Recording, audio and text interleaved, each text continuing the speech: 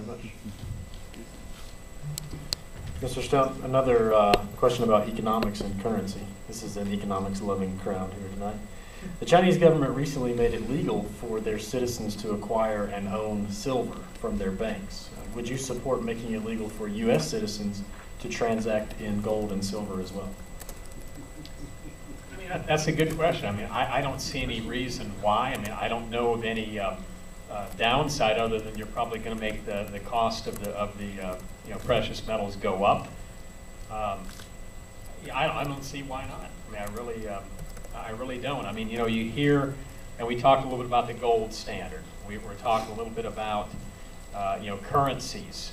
It scares me to death when, well, anytime you start talking about the Chinese, as much of us as they own, it's scary. They are doing a lot of things right, and I think it's really kind of a little bit scary when you have somebody from the Chinese government or a contingency of the Chinese government lecturing our president on capitalism. Wow, that's kind of a unique, I never thought I'd see that. So yeah, I mean, I really fundamentally don't see anything wrong with that. I don't know how we would implement that, but I personally, being in the investment world, people kind of go hog wild, they're buying nothing but gold. Certainly wouldn't recommend that, but I think some of it absolutely does make sense. Thank you. Mr. Wilson?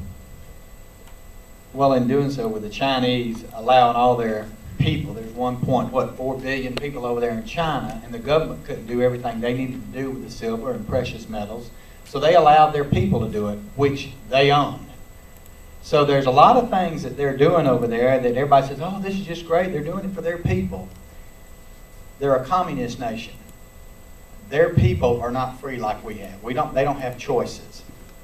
So if the government's doing something for their people, they're doing it for the government.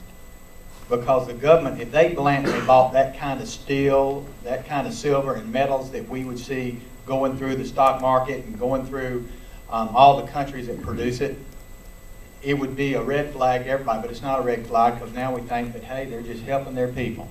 I agree with Scott. I believe that, if there was a way that we could do it individually, I think it should be something we should look at. I don't have an answer for that right there because I've not thought about that. Thank you. Dr. Agamon? In essence, we already do that. It's called barter. Barter is the hard currency of our economy. And it's underground, and it's untaxed. So we don't really need to own gold and silver in our own personal accounts to have an underground economy, which is what that allows.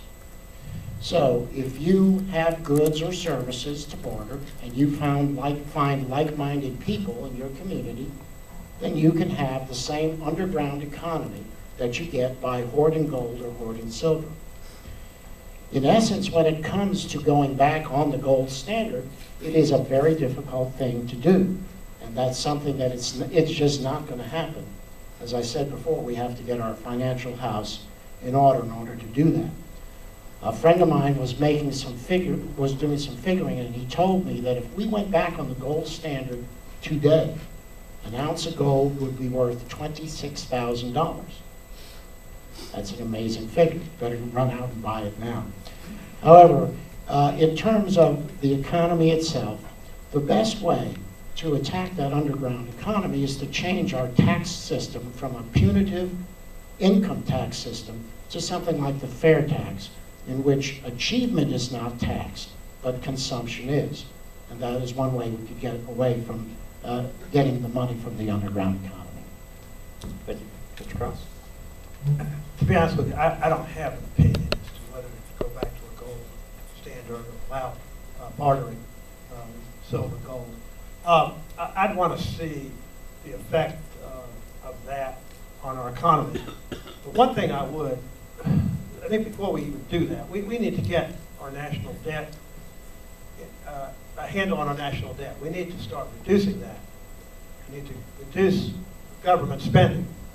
I mean, that's the key, really.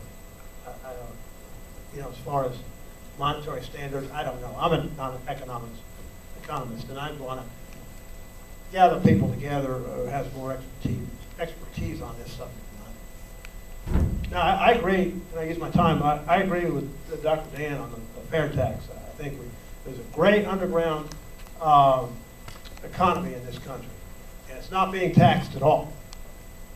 There's illegal aliens, they're not paying tax at all.